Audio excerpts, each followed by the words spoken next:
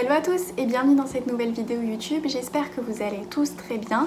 Aujourd'hui on se retrouve dans une nouvelle vidéo YouTube pour vous parler d'un sujet qui me tient à cœur, un sujet qui je pense est trop tabou dans notre société aujourd'hui, c'est le sujet de la solitude. C'est un sujet qui je pense touche énormément de gens, c'est un sentiment auquel on a tous fait face au moins une fois dans notre vie, en particulier depuis le début de la pandémie avec les différents confinements qu'il y a eu. J'avais vraiment très envie de vous faire cette vidéo pour vous expliquer ma propre définition de la solitude et puis je voulais aussi revenir sur mon expérience personnelle si ça peut vous aider. Donc j'espère que cette vidéo vous plaira et c'est parti.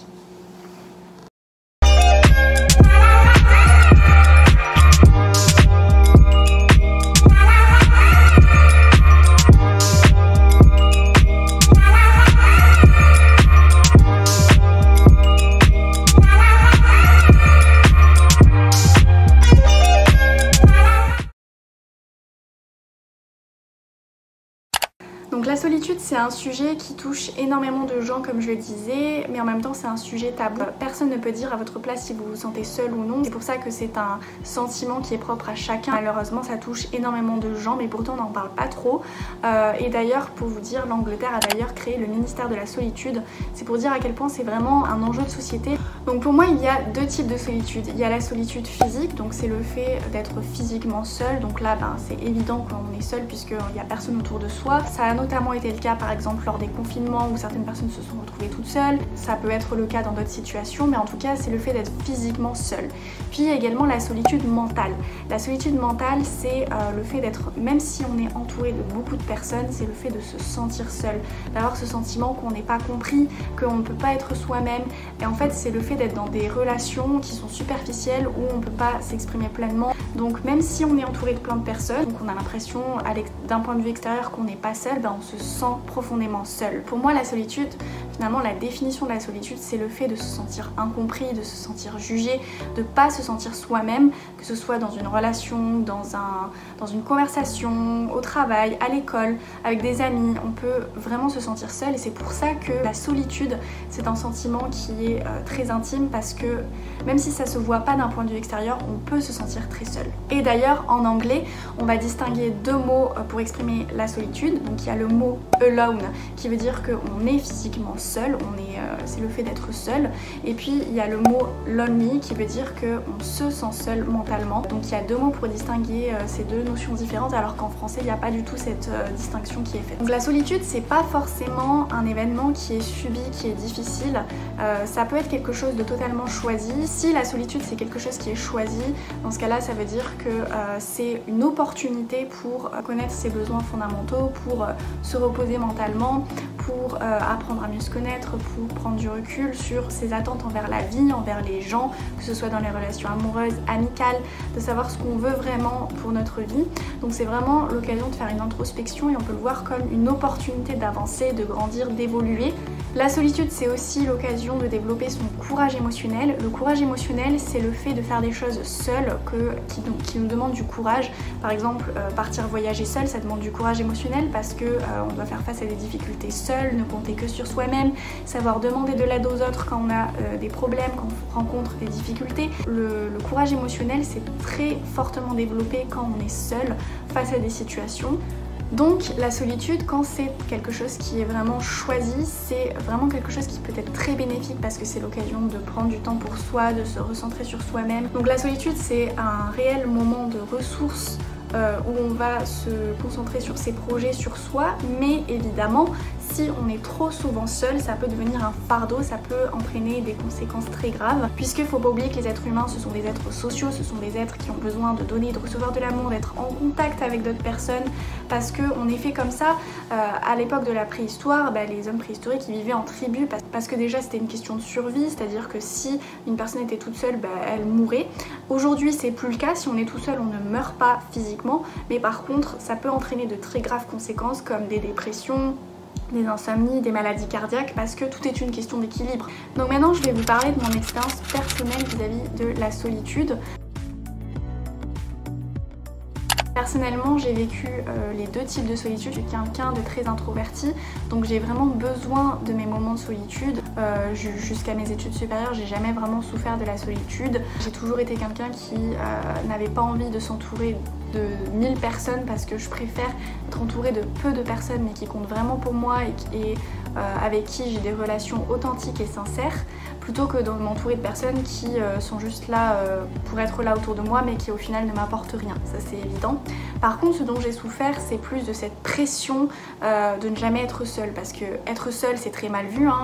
Quand on va au restaurant tout seul, quand on mange tout seul, quand on va au cinéma tout seul, je ne sais quelle activité tout seul, tout de suite ça va être très mal vu parce qu'on va se dire cette personne elle va s'ennuyer ou je sais pas, les gens jugent beaucoup. Quand on est jeune, on va beaucoup se comparer aux autres et essayer de rentrer dans les cases. Donc moi j'avais envie de faire comme tout le monde, c'est-à-dire d'être entourée de plein d'amis. En fait avec le temps je me rends compte que les gens n'étaient pas forcément entourés d'amis mais plus de connaissances ou de personnes pour les apparences. Et puis bon, vous le savez tous, en 2020 est apparue la pandémie, le Covid-19, et donc à ce moment-là, en fait je me suis retrouvée toute seule dans mon appartement, puisqu'à ce moment-là je faisais encore mes études d'ingénieur et c'était pas un choix de ma part de me retrouver seule dans mon appartement. Je vais pas trop détailler ça, mais en tout cas je me suis retrouvée seule pendant ce confinement et ça a été très difficile et je me suis rendu compte de plusieurs choses.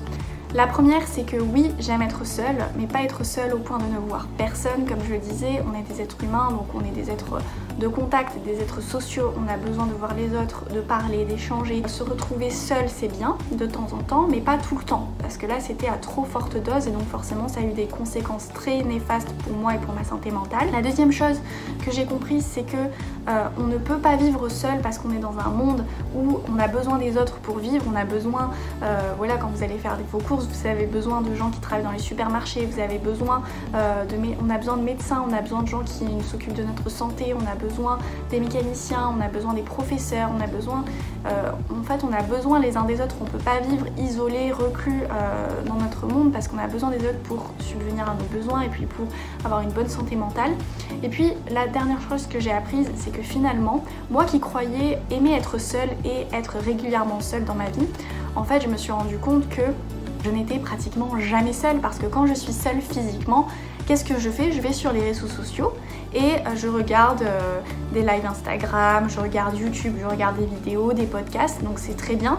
Mais en fait, je me suis rendu compte que c'était juste une manière de ne pas être toute seule et d'avoir comme une sorte de présence. C'est pour ça qu'il y a beaucoup de gens qui, quand ils sont chez eux, mettent la télé en fond ou mettent quelque chose en fond pour ne pas se sentir seule. Donc je me suis rendu compte qu'en fait, j'étais beaucoup moins seule que ce que je pensais. Et en fait, c'est très dur de se retrouver vraiment seule avec soi-même, parce que quand on est seul avec soi-même, on est seul face à ses angoisses, à ses doutes, à ses questionnements sur la vie, sur le futur, sur l'avenir. Donc après les différents épisodes de confinement qu'il y a eu, j'ai compris que finalement oui, j'aime être seule, mais vraiment c'est indispensable pour la santé mentale de côtoyer d'autres personnes, de faire de nouvelles rencontres, ou en tout cas de parler avec ses amis, de faire des sorties de temps en temps, de sortir prendre l'air, c'est évident, mais en fait c'est vraiment ce que le confinement m'a appris, que déjà j'étais pas dans les moments où je me pensais seule, j'étais pas si seule que ça, parce que j'étais seule face à internet, face aux réseaux sociaux, face à mes tampons émotionnels. La solitude, ça peut vraiment engendrer beaucoup de mal-être et puis détruire à petit feu quelqu'un si c'est vraiment une solitude qui est à forte dose et qui est subie en permanence. Mais pour essayer de transformer cette solitude et de mieux l'accepter, il y a plusieurs points que je voulais aborder dans cette vidéo. Le premier point, c'est essayer de transformer votre solitude en une opportunité. Si jamais vous êtes dans une situation où vous vous retrouvez seul ou vous êtes seul, essayez d'utiliser ce temps pour essayer de mieux vous connaître et puis essayer d'apprécier votre propre compagnie. Il y a peu de gens qui arrivent à aimer leur propre compagnie, parce que comme je le disais, quand des personnes sont seules, elles vont se ruer sur les réseaux sociaux, sur internet pour se sentir moins seules. Mais essayez d'apprécier votre propre compagnie, ça ne peut être que bénéfique, parce qu'il y a beaucoup de personnes qui vont ne pas s'aimer elles-mêmes, avoir peu de confiance en elles, d'estime d'elles, et qui vont se ruer vers des relations pour combler un vide. Quand je dis de relations, c'est en général des relations amoureuses par exemple, juste pour combler un vide, juste pour combler un manque de confiance en eux, un manque d'estime d'eux. Mais si vous apprenez à aimer votre propre compagnie, à être heureux seul et bien seul, alors vous n'irez plus vers des relations toxiques, des relations qui vous font du mal. Pour expliquer à quel point les gens ont du mal à se retrouver seuls avec eux-mêmes dans leurs pensées, il y a une expérience aux États-Unis qui a été menée. Et tout d'abord, il y a des psychologues et des chercheurs qui ont demandé à des étudiants de rester seuls dans une pièce de laboratoire entre 6 à 15 minutes. et ne rien faire, absolument rien faire et se retrouver seuls face à eux-mêmes. Et à la fin de cette expérience, on a demandé aux étudiants ce qu'ils avaient pensé de l'expérience et aucun n'a vraiment apprécié parce que ils n'avaient rien à faire, donc ils s'ennuyaient. Pour savoir si ce résultat était dû à leur environnement, les chercheurs ils ont recommencé cette expérience, mais cette fois au domicile de ces mêmes étudiants. Ils ont demandé aux étudiants de rester assis chez eux à ne rien faire pendant 6 à 15 minutes. Et là c'était encore pire, les étudiants ont encore moins apprécié cette expérience puisque en fait 32% d'entre eux ont même avoué avoir triché, c'est-à-dire avoir écouté de la musique ou être allés sur leur téléphone portable. Donc ensuite les chercheurs ils sont allés un peu plus loin dans leur expérience et cette fois cette expérience consistait à prendre des participants, des volontaires et de leur donner différents stimuli, par exemple un léger choc électrique, etc. Et ils devaient dire si ces stimuli étaient plaisants ou non. Bon, la plupart des gens ont déclaré que le stimuli du choc électrique n'était pas plaisant, c'était un léger choc électrique. Puis ensuite ils leur ont demandé est-ce que ces personnes-là, parmi les participants, seraient prêts à payer environ 3 € pour ne plus ressentir ces stimuli. Et puis ensuite par la suite les participants qui ont déclaré qu'ils étaient prêts à payer pour ne plus ressentir de choc électrique sont restés dans la pièce pour la suite de l'expérience. Donc ensuite on a demandé aux participants de rester assis 15 minutes dans une pièce et de ne rien faire. Mais ils pouvaient, s'ils en avaient envie, appuyer sur un bouton pour recevoir un léger choc électrique. Sauf qu'on vient de dire que ce léger choc électrique n'était pas agréable. En fait, au cours de l'expérience, il y a eu énormément de gens qui ont appuyé sur le bouton pour recevoir ce léger choc électrique, tout simplement parce qu'ils préféraient appuyer sur un choc électrique et ressentir un stimuli plutôt que de ne rien faire, alors que c'était seulement pendant 15 minutes.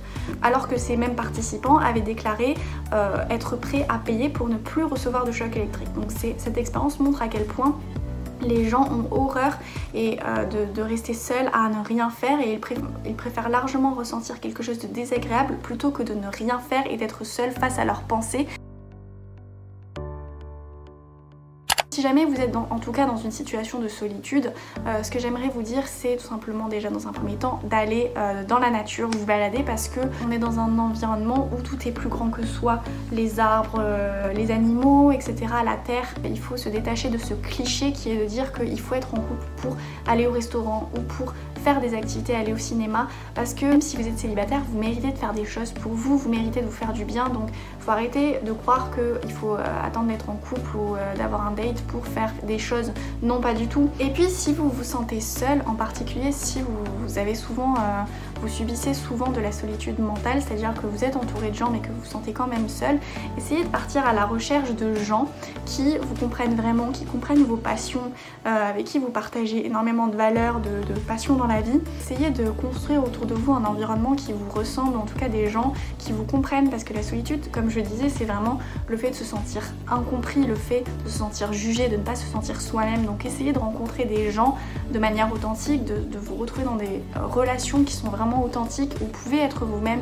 Pour conclure cette vidéo, j'avais très envie de vous parler d'un podcast justement qui approfondit le sujet autour de la solitude, qui est le podcast Vlan, et le titre ça s'appelle Mieux gérer sa solitude avec Aïda Ndiaye, si je prononce bien. Donc c'est un professeur de philosophie, et justement dans ce podcast elle explique en fait que finalement la solitude, on croit que c'est un sentiment qui est individuel, c'est aussi un sentiment qui reflète un dysfonctionnement dans notre société. Vous avez sûrement souvent entendu parler du fait que le développement personnel va expliquer qu'on est responsable de son propre bonheur, qu'en gros si tu te sens seul, c'est ton problème, tu dois le régler tout seul. C'est une façon de faire diversion pour te faire croire que si tu te sens seul, c'est ton problème, tu dois le régler tout seul. Mais en fait la solitude que certaines personnes peuvent ressentir, c'est aussi lié parfois, pas tout le temps, à un dysfonctionnement de notre société capitaliste. Par exemple, dans notre société capitaliste, au travail, on va toujours demander d'être plus productif sans prendre en compte les réels besoins de l'individu. Donc on peut se sentir seul au travail, faire un burn-out ou je ne sais quoi, parce que on va toujours nous demander de produire plus. On est dans une société du faire et pas de l'être. Ou par exemple aussi, à la naissance d'un enfant, on le sait tous que le congé paternité est très très court comparé au congé de maternité. Et donc beaucoup de choses à la naissance d'un enfant va reposer sur la femme qui peut très vite se sentir seule face à ces problématiques. Mais cette solitude ressentie, c'est pas forcément lié que à la personne en elle-même, c'est aussi lié à une organisation, un fonctionnement de la société qui est déficient. Donc en tout cas c'est intéressant d'approfondir sur ce sujet, je vous invite à écouter ce podcast. On arrive à la fin de cette vidéo, j'espère vraiment qu'elle vous a plu, qu'elle vous aura intéressé, appris des choses. Si c'est le cas, n'hésitez pas à la liker, à la commenter, à activer la cloche et à vous abonner. Et je vous dis à très bientôt pour la prochaine vidéo. Bye! Je me retrouve seul moi-même dans ce mal-être agréable. Solo je me force à l'être en restant si mal.